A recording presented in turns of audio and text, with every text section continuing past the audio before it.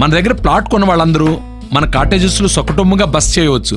తెలుసు కదా, మన దగ్గర మద్యపానం ధూమపానం నిషేధం. డబుల్ బెనిఫిట్ ఆఫర్ తో సిర్లసీమ 2.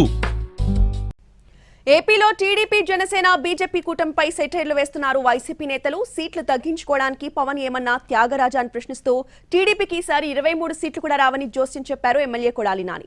30 మంది కలిసి వచ్చినా వైసీపీ ధాటికి కూలిపోవాల్సిందేనంటూ ధీమాగా చెప్పారు మంత్రి జోగి రమేష్. జనసేన 3 సీట్లు తగ్గించుకోవడం న్యాయమని ప్రశ్నించారు మంత్రి అమర్నాథ్. జగన్ను ఎదుర్కొనే ధైర్యం లేకే పొత్తు పెట్టుకునే స్థితికి దిగజారంటూ చంద్రబాబు పవన్ పై విమర్శలు చేశారు రోజా. అభివృద్ధి చేయడంలో జగన్మోహన్ రెడ్డి గారి పాత్ర కీలకం.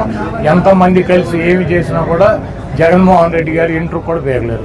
ఈ అలయన్స్ అట్టర్ ఫ్లాప్. చంద్రబాబు నాయుడుకి ఈసారి 23 సీట్లు కూడా రావు.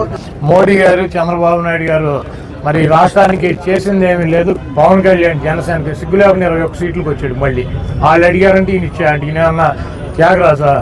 ఈయన పార్టీ పెట్టుకునేందుకు అడుక్కున్న వాళ్ళందరికీ తలకు 4 సీట్లు పంచడాక ఒక వ్యక్తిని, ఒక వీరుణ్ణి, ఒక ధీరుణ్ణి, ఒక దీశాలని ఎదుర్కోవాలంటే ఒకటి బలం చాలదు, ఇద్దరు బలం చాలదు.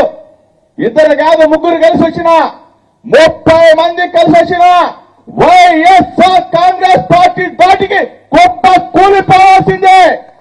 175 స్థానాలు మనం విజయం సాధించబోతా ఉన్నాం. రాసి పెట్టుకోమని చెప్తా ఉన్నాం.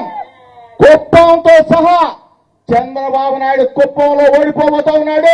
ఈ మంగళగిరి గడ్డ మీద లోకేష్ ని చిత్తుగా ఓడించబోతా ఉన్నాం. ఇది జరిగి తీరుతా ఉంది.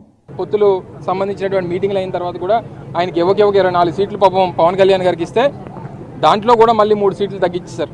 ఎవరికి 3 పార్లమెంట్ సీట్లు ఇస్తే అందులోనే ఆయనట 145లో ఒకటి తగ్గించుకుంటాడట. ఈయన 24లో 3 తగ్గించుకోవాలి. న్యాయం ఉందండి? పొత్తుల్లో ఉన్నటువంటి రాజకీయ పార్టీలు ప్రజలకి ఏం చెప్పి ఓడడుగుతాయి? మేము ముగ్గురం కలిసాం కాబట్టి ఓటేయమని చెప్పి అడుగుతాయా? ఇటువంటి కూటములు ఎన్ని రాజకీయ పార్టీలు కలిసి వచ్చినా వైఎస్ఆర్ కాంగ్రెస్ పార్టీని, జగన్మోహన్ రెడ్డి గారిని కనీసం టచ్ కూడా చేయలేరు. వాళ్ళకి జగనన్నతో పోటీ చేసే దమ్ము ధైర్యం లేదని అర్థమైపోయింది.